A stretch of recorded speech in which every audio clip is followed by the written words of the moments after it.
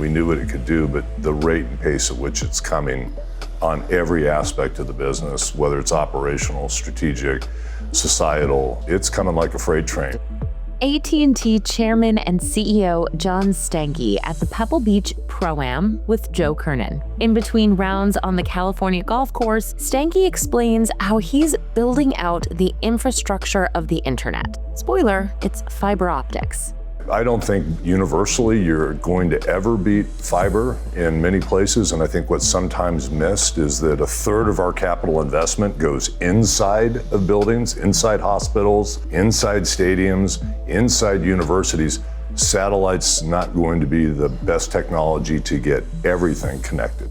But first, a newsmaking interview with Treasury Secretary Scott Bessent. He says the Senate will proceed with Kevin Warsh's Fed confirmation hearing, despite one senator's hold on the nomination. My understanding is that we are going to proceed with the hearings. Senator Tillis wants to keep a hold on any vote with Kevin Warsh leaving committee, making it to the full Senate. But I think it's important to get the hearings underway, and I think we have an agreement to do that. And, of course, the Secretary's view on the U.S. economy and inflation. After you've been in a massive auto pileup, you're a little skittish about driving, and Joe Biden crashed the economy. I'm CNBC producer Cameron Costa. Squawk Pod reports from the AT&T Pro-Am at Pebble Beach begins right after this.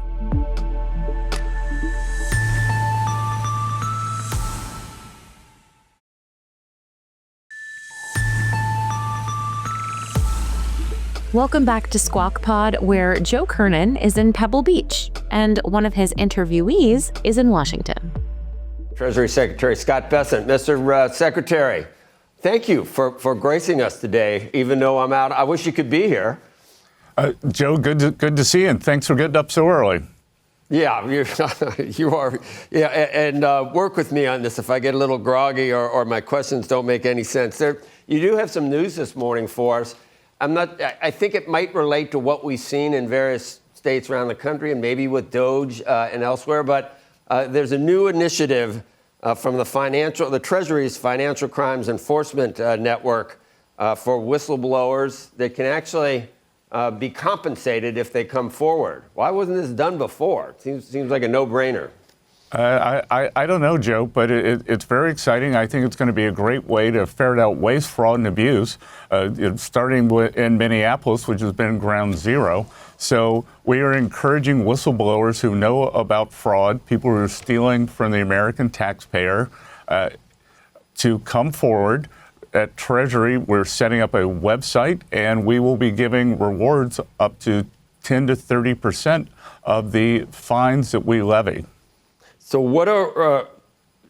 go into some of the things that you're talking about. What type of tips are you looking for surrounding what type of fraud and abuse? Again, anything that has to do with government programs where there's a lack of common sense. You know, what we saw in Minneapolis were daycare centers without children, the programs where they're claiming that 80% of the children in the programs had autism, public or senior transport companies with no vehicles. So, you know, it's kind of like they say at TSA, if you see something, say something. And if you say something and it turns out that you have helped us make a big recovery, we want to pay for that. And it's fincen.gov/whistleblower. And who's eligible? Anyone in the United States? I guess, where will the money come from to pay out? Again, it's going to come from the recoveries that we get, the fines we levy.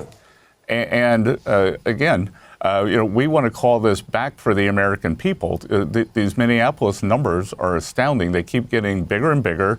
The lack of oversight. Minnesota Attorney General Keith Ellison was in front of Congress yesterday, and I thought he gave some very unsatisfactory answers. And it seemed like, from what I saw, that there was a circular system where people were stealing from the federal government, then donating back to politicians. Mr. Secretary, let's shift gears to something everyone's watching closely. Obviously, Kevin Warsh The president would like to have him confirmed in a timely manner, and there are some obstacles. In one, Senator Tillis, I think you proposed, I guess you'd call it an off-ramp, some type of an off-ramp if the investigation would move from justice to the banking committee. I can't tell. I'm looking at what his comments are. He says, well, yeah, we could certainly have some type of investigation, but that would not replace the investigation for the DOJ being, that needs to be dropped first. Do you know where we stand on that, how this is going to play out? Yeah, again, Joe, the administration has no influence on what the U.S. Attorney for D.C. does. What I was proposing was that the Senate Banking Committee also investigate this very large overrun on the Fed construction project. We'll see where the investigation goes with Jeanine Pirro's office. There were subpoenas issued, but that doesn't have to mean that there are charges. They reached out to the Fed in December via email, didn't get responses, and then issued subpoenas. So we'll see what the state of that is. I think what's important here is that at this, I spoke on Tuesday at a Republican Senate working group, and what I think is important, my understanding is that we are going to proceed with the hearings. Senator Tillis wants to keep a hold on any vote with Kevin Warsh leaving committee, making it to the full Senate. But I think it's important to get the hearings underway, and I think we have an agreement to do that. Do you, I think Senator Scott has weighed in as well. Do you agree that the Justice Department may have overstepped in this? I guess you may not want to weigh in on what the DOJ does, but there are a lot of people just intimating it's a pretext just to try to force the Fed and Jay Powell to lower rates.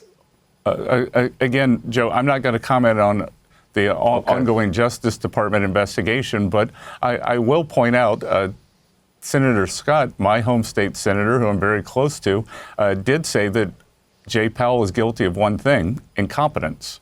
And this building project is out of control, way over budget, and the Fed, unlike other branches of government, does not work on appropriations. They have magic money.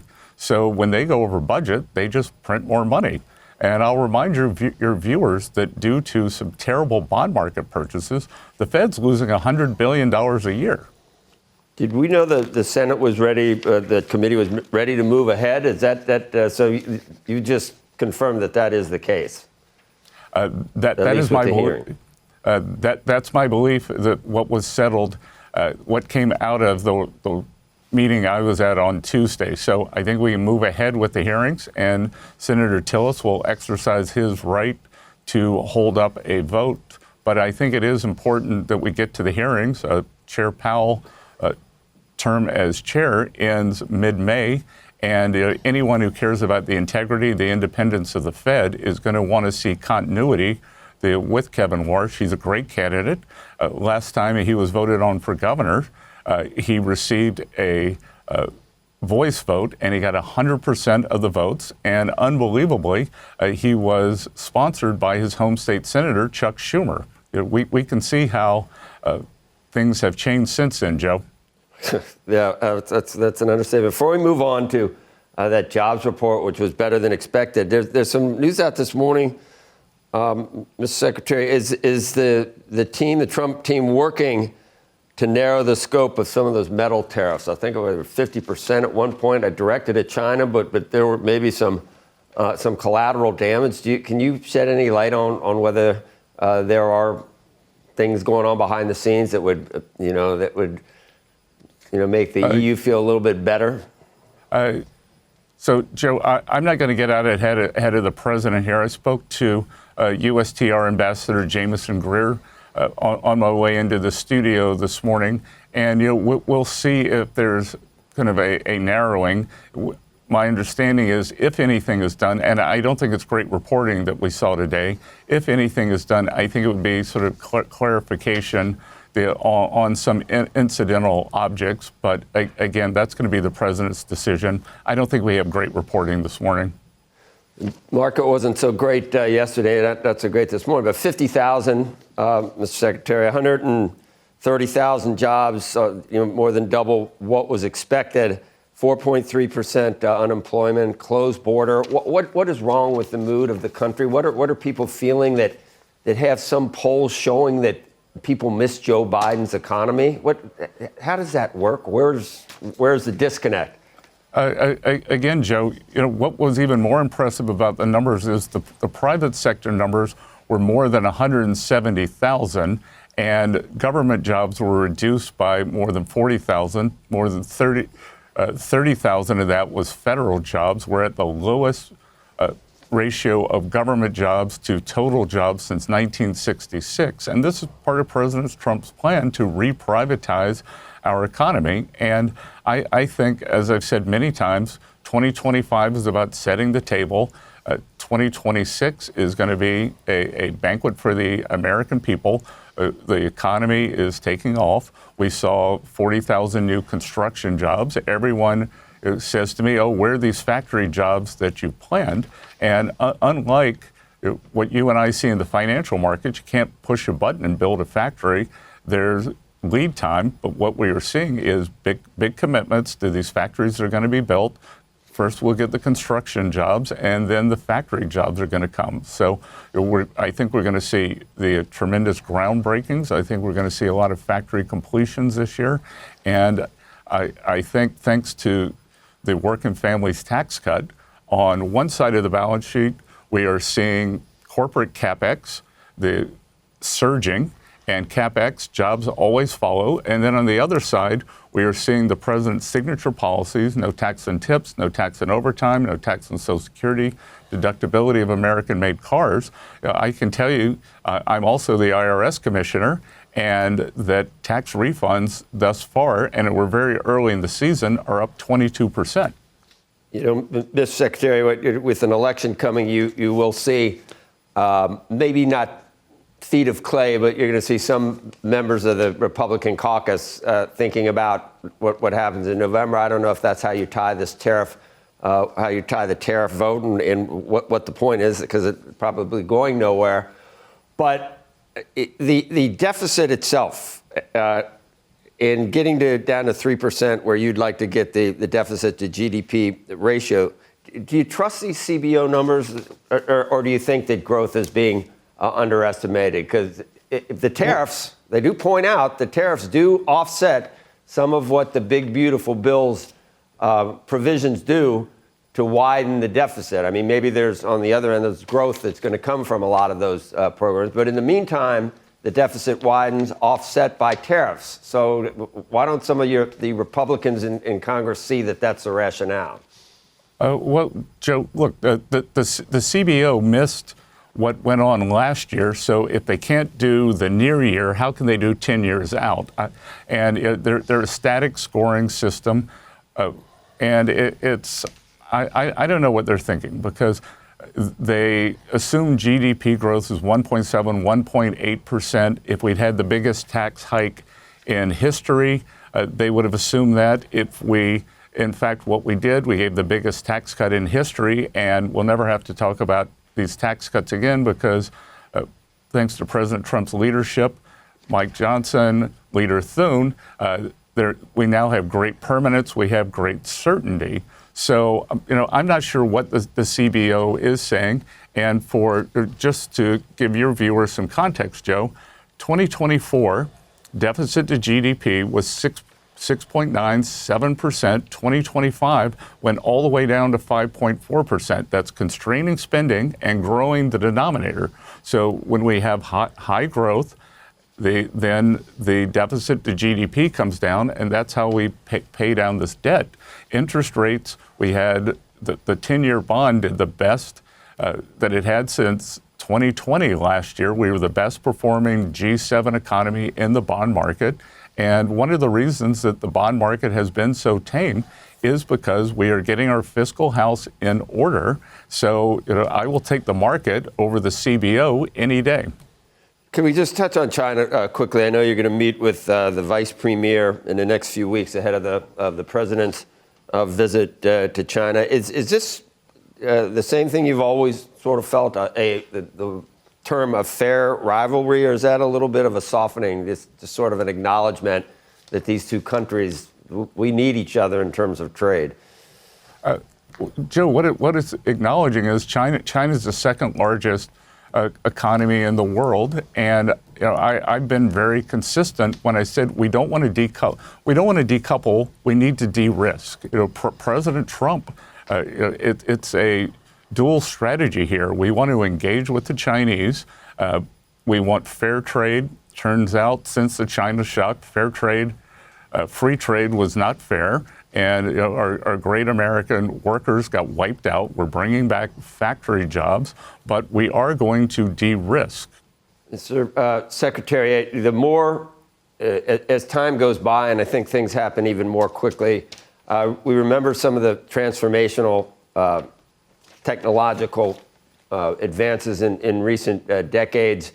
AI could dwarf, could dwarf the internet, could dwarf the cloud.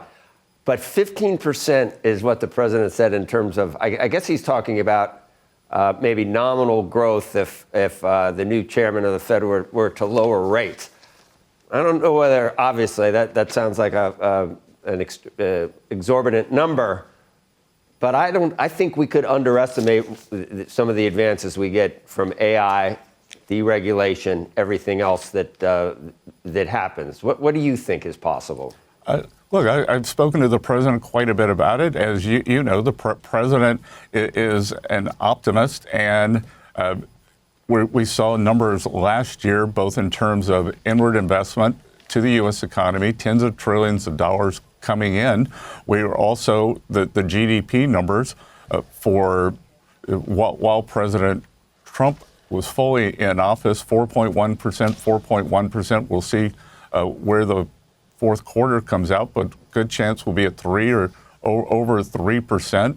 And again, that's a private sector economy, Joe. And I think what the president's looking back at is when you have these transformational technological breakthroughs back to kind of the 1880s and the railroads, we could see something that we couldn't imagine on the upside. I'm not going to put specific numbers on it like the president, but I think there's a very good chance we're seeing this productivity boom, we're seeing this investment boom, and most of all, we're seeing inflation come down, Joe. This terrible tax that the Democrats put on the American people, the onerous tax is inflation. So 21.5% under President Biden, thus far under President Trump, 2.7%, and it is coming down. I would predict that we could be back near the Fed's 2% target in the middle of this year. Some of the recent numbers on inflation have people wondering whether the Fed has the leeway to lower rates additionally. I guess your thesis would be that for productivity reasons, and I guess we keep hearing the president posit that growth is not necessarily, it might be coincidental with higher inflation, but doesn't cause higher inflation.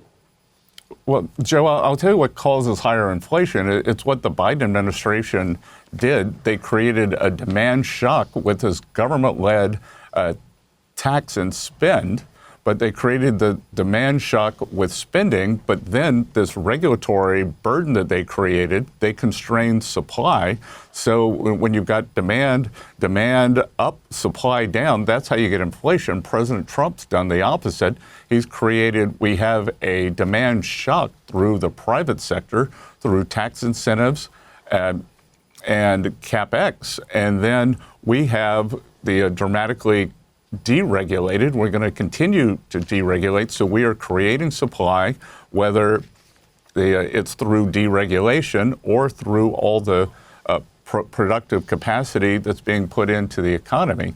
So I think we should have an open mind here that we could see something very similar to what we saw in the 1990s when there was also a technology boom then.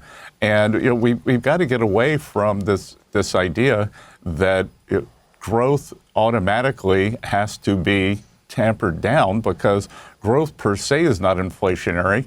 It's growth that leaks into areas where there's not sufficient supply, and everything this administration is doing is creating more supply.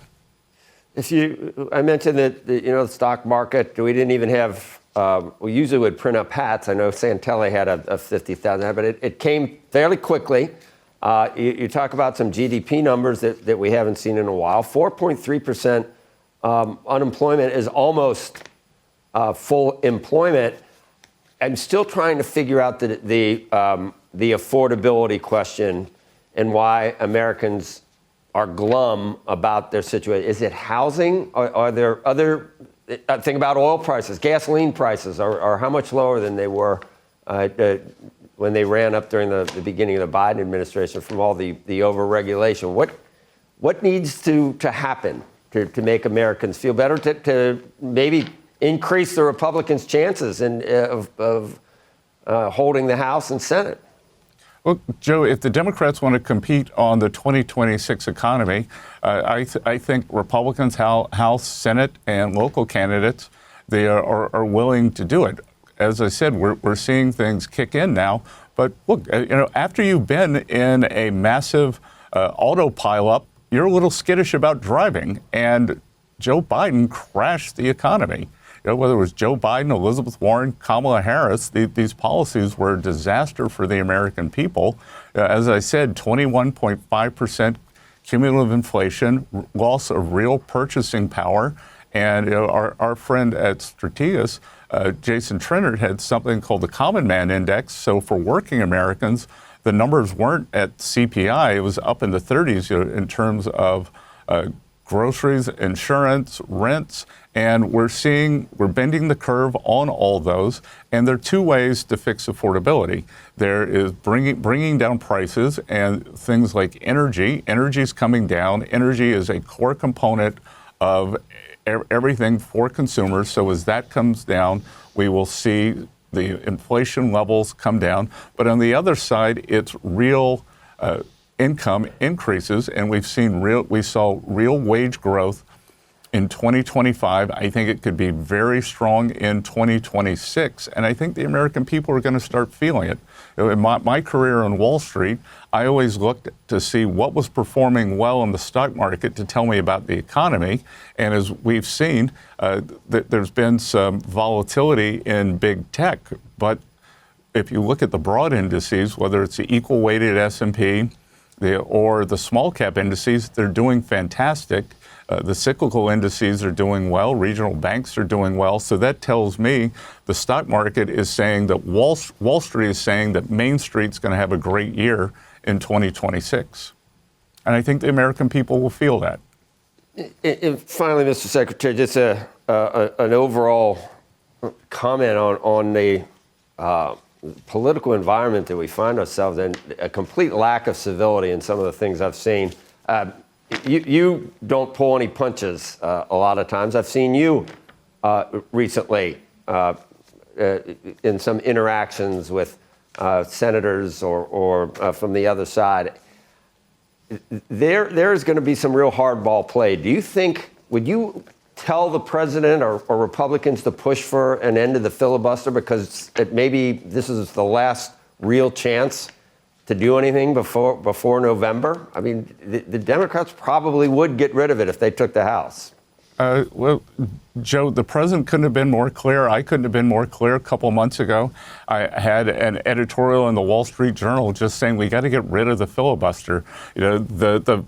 In game theory, the best known game is the prisoner's dilemma, and it's like who moves first. And if you have bad actors in the prisoner's dilemma, which the Democrats are, then you should move first. It's kind of kill or be killed. And clearly that Joe Manchin, Kristen Sinema, the Democrats basically had nuked the filibuster, but they refused to go along with it. And guess where they are? They're both sitting at home now, hopefully watching your show.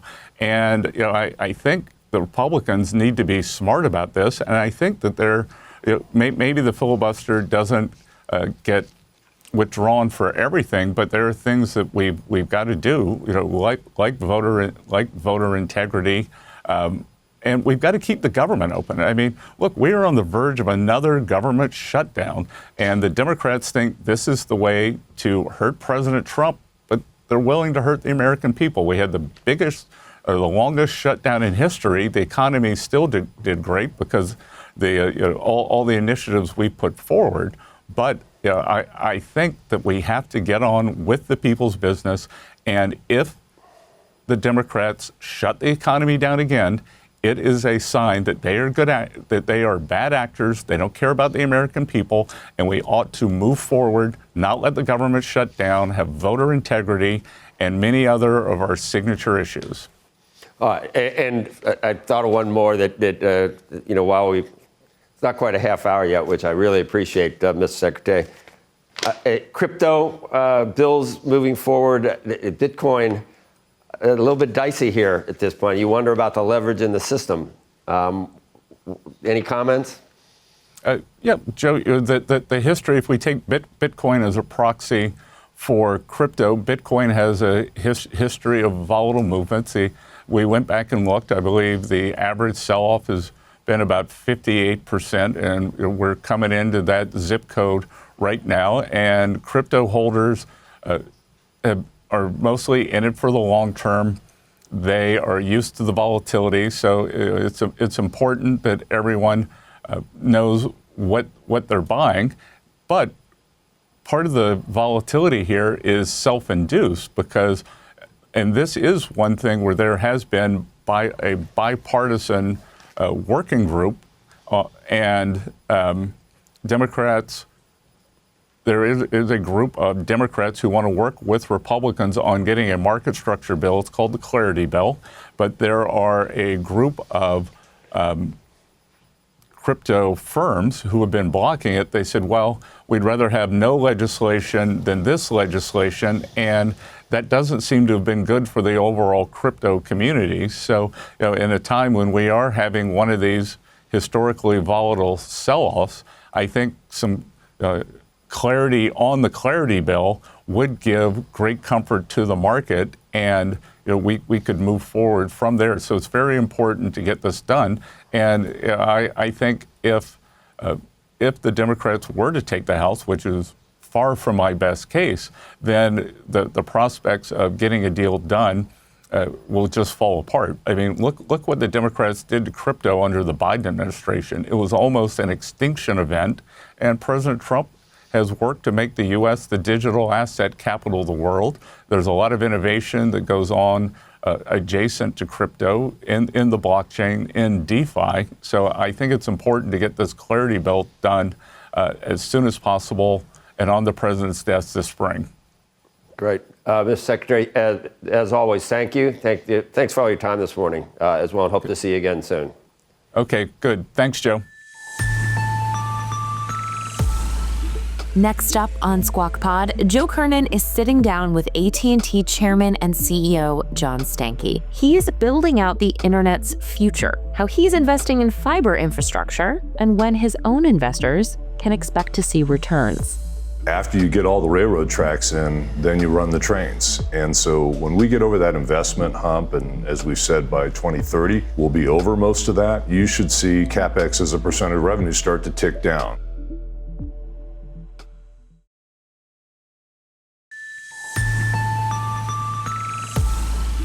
You're listening to Squawk Pod, where Joe Kernen is in the field.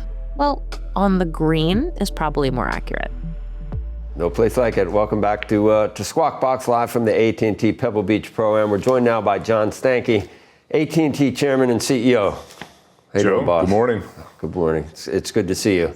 It's good to be here. You're glowing. It's kind of hard not to when you're out here. It is, and when your stock's doubled and after you made all those hard decisions. I was reading something. Does that happen?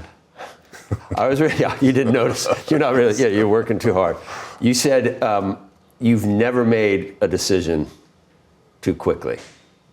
Yeah, that's true. I think we all look back and say sometimes we should have taken our intuition. So that wasn't quick when you came into this place and said everything we've done we're undoing and we're going to focus on what we what we need to do from here on out? Well, I've kind of been in the middle of it, so there's obviously contemplation that goes on, and then as you know, it was before you were in a position to do it. You were thinking about this. You walk into this job, And as then you know, you you don't walk find into out the day before you take the job that you're going to be taking the job, and you start thinking about what are you going to need to do when you walk in, right? We just we're going to get to what you've done, but this tournament is old. AT&T's been associated with it for such a long time. You just heard this is the model for where the PGA wants to go. It felt like last year we got the mix and the formula right. I mean, we had a really successful last year, and as you know, that was kind of the flip of things like ratings and viewership for the tour, and then they had a great year last year moving into it. And so this year it's refining it, and I do think we have something that's working really well, and it gets down to quality and having a great leaderboard, and I hope we see that on Sunday. Does it make sense to stay committed to this for AT&T? You've made other decisions that, to go against what's been the convention for years and years. I think it's a great tournament. You're asking if I'm going to I'm asking, reverse 41 years and $250 million of donations to charities? Yeah. I mean, it seems like it helps a lot of people. It does. It's this is a particularly unique property and asset in my view, and it's done fantastic things for the community. We've been great partners with the Monterey Peninsula Foundation, of course, Pebble Beach Company as well. And when you have those kind of good partnerships that make a difference, you tend to kind of ride them as long as that makes sense. And this one's been really good for us.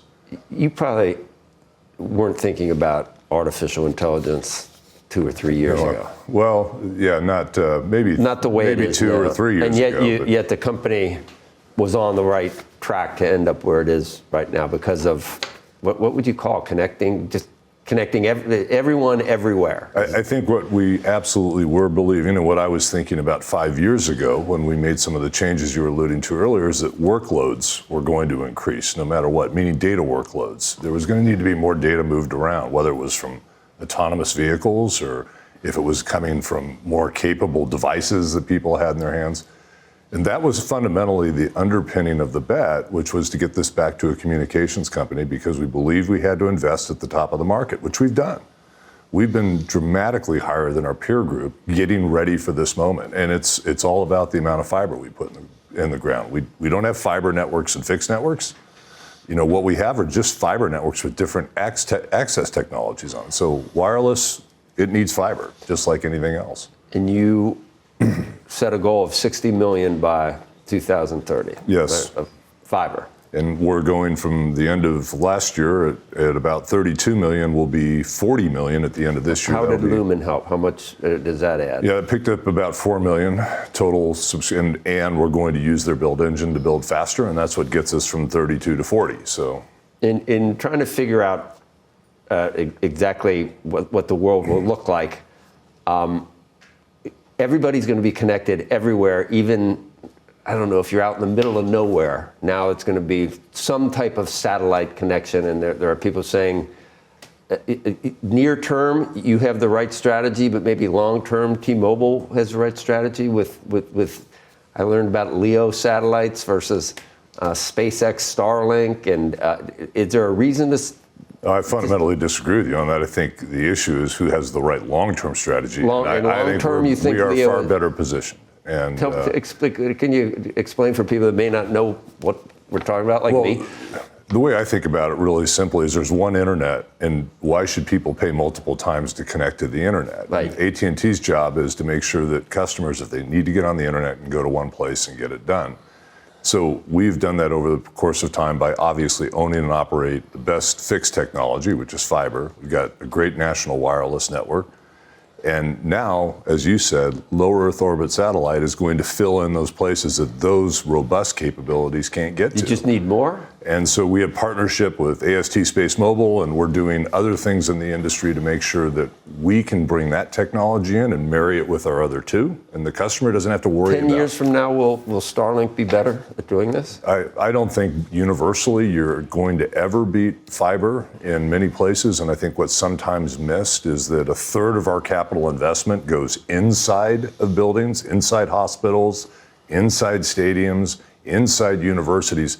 Satellite's not going to be the best technology to get everything connected. It's going to be a great technology to fill in the balance of other places and also serve as a primary vehicle some of the less densely populated parts of our territory. So how should shareholders feel? Are they going to be, is there going to be return to shareholders? Can you service debt? Can you make all these CapEx expenditures and there's enough to go around? AT&T shareholders should feel really optimistic. Where they are now. Yeah, but they should feel really got to keep going, right? 100%. They've been doing that for 150 years. And if I start to think about what we've been investing in the last few years to put that rich fiber foundation, and also investing in our wireless network with new spectrum acquisitions that give us great upstream bandwidth from the device up into the network. Really important in an AI world that those upstream workloads are handled differently than they've historically been handled.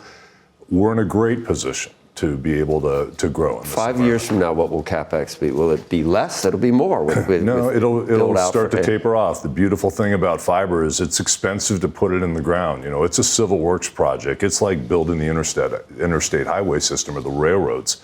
But after you get all the railroad tracks in, then you run the trains. And so when we get over that investment hump, and as we've said, by 2030, we'll be over most of that, you should see CapEx as a percent of revenue start to tick down. And we're running somewhere in the 18.5, maybe in a peak year, 19% of revenues. We'll be down in the mid-teens area as a result of that. And that's what gets that generation of cash flow going that's so encouraging for the future. So what has AI caused you to reconsider in the everything last right now? And the rate and pace, to your point, certainly saw it 3 years ago, and we were talking about it, and we knew what it could do, but the rate and pace at which it's coming on every aspect of the business, whether it's operational, strategic, societal, it's coming like a freight train. Does it disrupt AT&T, disintermediate AT&T? I think AI disrupts virtually every company that's out there in some way, shape, or form, and you have to adjust to it. I don't know that there's many that are going to be. It can be a positive, not a negative. Yeah, 100%. If you navigate it well and you make the right decisions, it can do really good things for customers. We're already seeing that. In some ways, we're deploying the technology. It makes us better. It allows us to do things on a customer's terms and with the insights that we've never been able to do before. It allows us to do things to run our networks better. So we're doing all kinds of things right now in how we allocate spectrum out in different places, understanding that in the machine learning can do things that humans, can mentally do, but we couldn't do at scale. So it can be really, really good. But it also has some things that, like any new technology, that we're all going to be surprised by. Do you Are you constantly thinking about the changes that can happen in D.C., or it's out of your control? No, you can't say it's out of your control because it's relevant to how you run your business. But are the changes more frequent? Is it more dynamic? And are we exploring? You like where it is right now? Do I like where it is? I love where our industry is. And I've said this publicly regulations, many times. I've been in this industry 40 years, and I've never seen the lineup of the right regulatory policy for investment in communications that's driving that peak investment I just talked about that we're bullish on. I've never seen tax policy that incents the right kind of investment. I've seen technology dynamics that are going on. It could all go away, John. It could all go away, sure. But, we've been here 150 years. You go through the desert at times, and sometimes you're out on the lush green prairies. And we're certainly in a lush green prairie moment in telecom right now. That's when you refuel, and then you're ready to go through, the desert and get to the oasis at some point. So that's just the way it is. How about, the dividend, will that change? Does anyone care at this point when a stock doubles? I guess not, probably. It used to be a big dividend. I think investors care a lot about what goes in their pockets, and it comes to them in a variety of different ways. More buybacks still? Or? We have committed. We're doing $45 billion more return over the next 3 years. We were up by 50% last year of what we returned to shareholders. Certainly that helps the stock, and we have a combination of what we can do in our return characteristic, both equity appreciation, what we do with dividends, and what we're doing. The dividend's sacred. It's not going away. I was reading about your memo about, hey, you got a job. You need to come in if you want to keep your job. And if you don't, maybe AT&T is not the right place for you. And people got mad. It's like, whoa, what is he saying? What happened? How did we get here? The pandemic? Why is that a novel?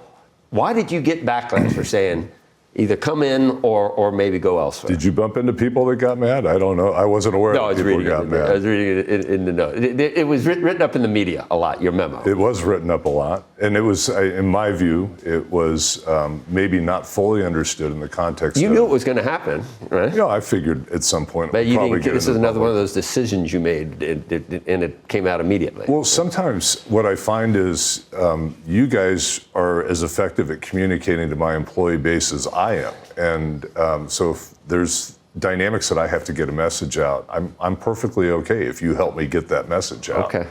And my point of view is, as it said in the memo, there are a lot of things we've been doing over the last several years to get this company where it is today and generate the kind of improvement that you were talking about. You guys is kind of like saying you people. I kind of when you said The that. media. Well, you are part of the media, aren't you? I am you people. Mean, you have to identify. I don't want to be with you. something. I don't want to be you people. So I'm not part of that anymore, as you pointed out earlier. Thank you. Thanks for your time this morning. Absolutely. Thanks for having us in. It's good to have you here.